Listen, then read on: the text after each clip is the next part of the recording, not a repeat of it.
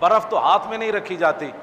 مولانا عبدالستار خان نیازی کو برفوں کے بلاکوں میں لٹا کر پھر پوچھتے تھے بتا اب تو نے ختم نبوت کی بات کرنی ہے؟ آپ فرماتے ہاں کرنی ہے، کرنی ہے. اور پھر مولانا بڑی استقامت کے ساتھ رہے اور پھانسی کے تختے پر جا پہنچے. اور پھر خود فرماتے تھے کہ جب میں جیل کے اندر پہنچا کال کوٹھڑی میں تو میرے دل میں خیال آیا کہ یہ تو مجھے لٹکا دیں گے، تو پھر فوراً ہی اللہ اور رسول کی مدد میرے شامل حال ہوئی اور بغیر سوچے سمجھے میری زبان پر یہ شعر جاری ہو گیا کہ کشتگان خنجر تسلیم را ہر زمان از غیب جانے دیگر است. فرمایا نیازی کیوں پریشان ہوتا ہے؟ جو رسول اللہ کی عزت پر پہرا دیتے ہوئے شہید ہوتے ہیں وہ مرتے نہیں ہیں، ہر زمانے انہیں نئی زندگی عطا ہوتی. تو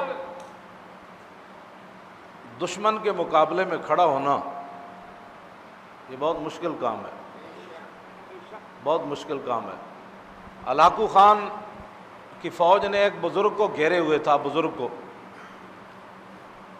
تو ہلاکو خان کی بیٹی جو ہے نا وہ دیکھ رہی تھی. اس نے کہا کہ اس بوڑھے آدمی کو ہماری فوج نے کیوں گھیرا ہوا ہے، یہ کون ہے؟ انہوں نے کہا یہ مسلمانوں کا بزرگ ہے. اس نے کہا اس کو میرے پاس لاؤ. ہلاکو خان کی بیٹی کے سامنے جب اس بزرگ کو لایا گیا تو ہلاکو خان کو بیٹی کہنے لگی کہ خود ہی تمہارا اسلام کہتا ہے کہ اللہ تعالیٰ جس کو چاہتا ہے سلطنت عطا کرتا، قل اللہم مالک الملک تؤتی الملک من تشاء وتذل من تشاء بیدک الخیر انک علی. اس نے کہا تمہارا خود اسلام یہ کہتا ہے تو کیوں پریشان ہو، کیوں پریشان ہو؟ تم ذلیل تھے، اللہ نے ہمیں عزت دے دی، ہمیں بادشاہی دے دی، تم کیوں پریشان ہوتے ہو؟ وہ بزرگ کہنے لگے کہ تو نے سوال بہت بڑا کیا، میرا جواب بھی سن. اس نے کہا کہ مالک نے بکریاں بھی رکھی ہوتی ہیں اور کتا بھی رکھا ہوتا ہے، تو یہ بتا کہ بکریوں کی قیمت زیادہ ہوتی ہے یا کتے کی؟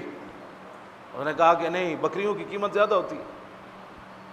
اس نے کہا اچھا بکری اگر ریوڑ سے علیحدہ ہو جائے تو پھر کیا ہوتا ہے؟ کہتا ہے پھر کتا اس کا تعاقب کرتا ہے اور اس کو گھیرتا ہے. اس نے کہا وہ کتا کب تک بکری سے لڑتا رہتا ہے؟ اس نے کہا جب تک وہ بکری گھیر گھار کے دوبارہ اپنے ریوڑ میں واپس نہ لائے. اس نے کہا کہ یہ حضور کی امت جنہوں نے کلمہ پڑھا ہے یہ ہے حضور کی امت کے ریوڑ، بکریاں ہیں اور تم ہو کتے. اور یہ بکریاں اپنے دین سے نکل گئیں. ہاں یہ بکریاں اپنے دین سے نکل گئیں. جس طرح بکری ریوڑ سے نکل جائے تو کتا اس کا تعاقب کرتا ہے کہ واپس آئے. یہ حضور کی امت دین کو چھوڑ کر نکلی، تم کتے بن کر ان کا تعاقب کر رہے ہو. ان کی سختیاں اس وقت ختم ہوں گی جب یہ دین کی طرف واپس آئیں گے. اس بزرگ کے جواب پر بھی لاکھوں سلام. ہاں یہ حضور کی امت ریوڑ سے نکل گئی، اسلام سے جب نکل گئی تو کتے ان کو پڑ گئے. کوئی چیچنیا میں پڑ گیا، کوئی بوسنیا میں پڑ گیا، کوئی عراق میں پڑ گیا، کوئی شام میں پڑ گیا، کوئی کشمیر میں پڑ گیا. ہاں جی یہ کتے پڑ گئے سارے. تو یہ بکریوں کی جان کب چھوٹے گی؟